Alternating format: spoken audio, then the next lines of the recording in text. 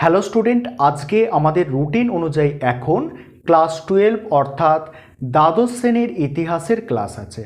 আর আমরা 2 নম্বর অধ্যায়টা পড়ছিলাম। এই অধ্যায় থেকে আজকের ক্লাসে আমরা যে প্রশ্নটা পড়ব সেটা হচ্ছে উপনিবেশবাদ কাকে বলে, উপনিবেশবাদের সঙ্গে সাম্রাজ্যবাদের সম্পর্ক লেখো।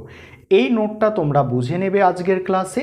তার আগে একটু ছোট্ট করে উপনিবেশবাদ এবং সাম্রাজ্যবাদের ধারণাটা বুঝে নাও। আমি একটা উদাহরণ সহকারে তোমাদের বোঝাবার চেষ্টা করব। ধরো একটা দেশ, এটা ধরো এ দেশ, এটা ধরো বি দেশ। এই এ দেশ বি দেশের ওপরে, ভালো করে শুনবে, এই এ দেশ বি দেশের ওপরে আধিপত্য প্রতিষ্ঠা করে। কি জন্য আধিপত্য প্রতিষ্ঠা করে? এই বি দেশ থেকে শোষণ করবে সব কিছু, অর্থনীতি মানে টাকা পয়সা নিজের দেশে নিয়ে যাবে, কাঁচামাল সংগ্রহ করে নিজের দেশে নিয়ে যাবে, এবং সেই কাঁচামালটা দিয়েই আবার কি করবে, গুডস অর্থাৎ জিনিসপত্র তৈরি করে সেই বি দেশে নিয়ে গিয়েই বেচবে। ধরো এই এটা হচ্ছে ইংল্যান্ড, বিটা হচ্ছে ভারত। এই এ দেশ কি করবে, ইংল্যান্ড কি করবে, এখান থেকে কাঁচামাল হিসাবে সুতো নিয়ে যাবে ইংল্যান্ডে নিয়ে গিয়ে সেগুলোকে কাপড় তৈরি করবে, কাপড় তৈরি করে কি করবে, আবার বি দেশে এসে বিক্রি করবে, অর্থাৎ ভারতে এসে বিক্রি করবে। অর্থাৎ এইভাবে তারা অর্থনৈতিক শোষণ বা সমস্ত দিক থেকে শোষণ করবে। এটাকে বলা হয় উপনিবেশবাদ। কিন্তু সাম্রাজ্যবাদ কি? এই উপনিবেশবাদ অর্থাৎ এই উপনিবেশ স্থাপন করতে গিয়ে যখন তারা প্রতিবাদ করবে, অর্থাৎ বি দেশ যখন প্রতিবাদ করবে, তখন এ দেশ কি করবে, তখন এ দেশ ক্ষমতা প্রয়োগ করে এই বি দেশের এলাকাটাকে যখন নিজের মধ্যে নিয়ে নেবে, অর্থাৎ সেটাকে নিজের মধ্যে নিয়ে সেখানে শোষণ চালাবে, অর্থাৎ সেখানে রাজনৈতিক শাসন প্রতিষ্ঠা করবে, তখন সেটাকে বলা হচ্ছে সাম্রাজ্যবাদ। অর্থাৎ উপনিবেশবাদ শুধু কি, যে শুধু একটা দেশ আরেকটা দেশ থেকে জিনিসপত্র নিয়ে গিয়ে শোষণ চালাবে, কিন্তু সাম্রাজ্যবাদ সেই দেশটাকেই নিজের মধ্যে নিয়ে নেবে, মধ্যে নিয়ে সেখানে রাজনৈতিক শাসন প্রতিষ্ঠা করে সেখানে জনগণের ওপর একদম সরাসরি আধিপত্য বিস্তার করবে। চলো, তোমরা তাহলে বুঝতে পেরেছো উপনিবেশবাদ এবং সাম্রাজ্যবাদটা কি। এবারে তোমরা নোটটা বুঝে নাও এবং কোনো সমস্যা থাকলে অবশ্যই আজকের প্রশ্নটা তাহলে বুঝে নাও।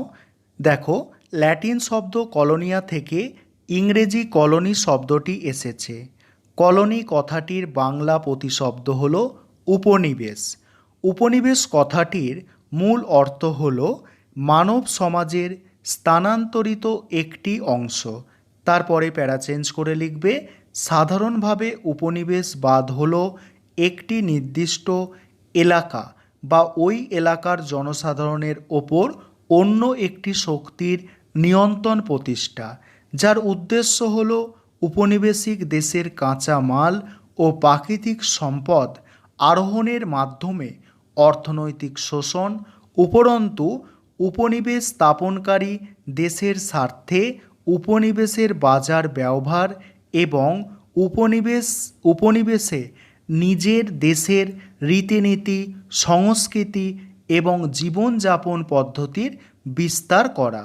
তারপরে দেখো, 19 শতকে ইউরোপের শক্তিশালী দেশসমূহ অর্থাৎ ইংল্যান্ড, ফ্রান্স, জার্মানি, রাশিয়া প্রায় সমগ্র পৃথিবীকে তাদের উপনিবেশে পরিণত করেছিল। তারপরের পার্টটা দেখো, উপনিবেশবাদের সঙ্গে সাম্রাজ্যবাদের সম্পর্ক। প্রথমে আছে সাদৃশ্য অর্থাৎ মিল। এই মিলটা অর্থাৎ সাদৃশ্যটা তোমরা প্রথমে বুঝে নাও। দেখো, উপনিবেশবাদের সঙ্গে সাম্রাজ্যবাদের সাদৃশ্য বা মিলগুলি হলো 1 নম্বর পয়েন্ট। 1 নম্বর পয়েন্টে কি আছে দেখো, নতুন দেশের বিস্তার।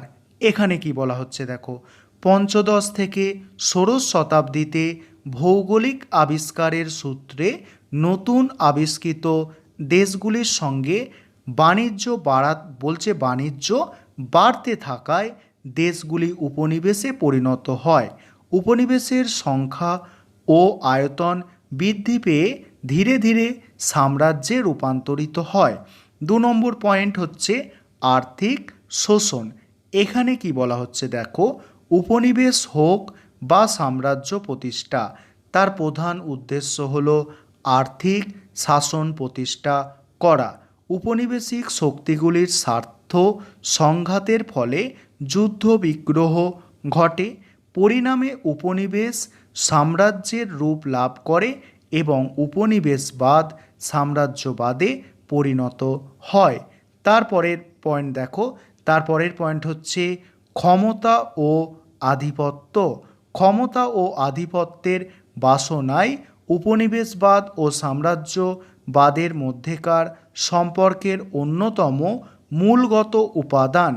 তারপরে কি বলা হচ্ছে দেখো, বৈসাদৃশ্য অর্থাৎ যেটা পার্থক্য আছে উপনিবেশবাদ এবং সাম্রাজ্যবাদের মধ্যে। প্রথম পার্থক্য দেখো, ধারণার প্রাচীনত্ব। উপনিবেশবাদের ধারণা সাম্রাজ্যবাদের থেকে নতুন। পণ্ডিতদের মতে সাম্রাজ্যবাদের ধারণা বহু প্রাচীন। তারপরের পয়েন্ট দেখো, রূপভেদ। এখানে কি বলা হচ্ছে দেখো, উপনিবেশবাদের কোনো রূপভেদ নেই। অর্থনৈতিক সাম্রাজ্যবাদ, সামরিক সাম্রাজ্যবাদ, সাংস্কৃতিক সাম্রাজ্যবাদ ইত্যাদি হল সাম্রাজ্যবাদের রূপভেদ। তারপরের পয়েন্ট, লক্ষ্য। উপনিবেশ হল অনেক অংশে নিজের দেশের এক স্বাভাবিক বিস্তারের নিজের দেশের এক স্বাভাবিক বিস্তার বিশেষ। অন্যদিকে সাম্রাজ্যবাদের লক্ষ্য হল অপর কোনো রাষ্ট্রের ভূখণ্ডের ওপর নিজ আধিপত্য প্রতিষ্ঠা করা। তারপরের পয়েন্ট দেখো, আধিপত্যের প্রকৃতি। মাতৃ দেশের সঙ্গে উপনিবেশের সম্পর্ক সাধারণত ভালোবাসার হয়। অপরদিকে সাম্রাজ্যবাদের ক্ষেত্রে সাম্রাজ্যবাদী শক্তিগুলি উপনিবেশের অংশ হিসাবে নয়, বিদেশি শাসক হিসাবেই নিজেদের তুলে ধরে। আর তারপরের পয়েন্ট অর্থাৎ শেষ পয়েন্ট তোমরা দেখে নাও, অর্থাৎ শেষ পয়েন্টটা কি আছে, উপনিবেশবাদী রাষ্ট্রের উপনিবেশবাদী রাষ্ট্রের অনেক মানুষ উপনিবেশে বসবাস করে এবং উপনিবেশের রাষ্ট্র ব্যবস্থার ওপর নিয়ন্ত্রণ কায়েম করতে শুরু করে। কিন্তু সাম্রাজ্যবাদে শক্তিধর দেশ সামরিক অভিযান দ্বারা অন্য কোনো দেশ দখল করে সেখানে নিজে প্রত্যক্ষ শাসন প্রতিষ্ঠা করে। এই ছিল আজকের ক্লাস। তোমাদের কোনো সমস্যা থাকলে অবশ্যই জানাবে।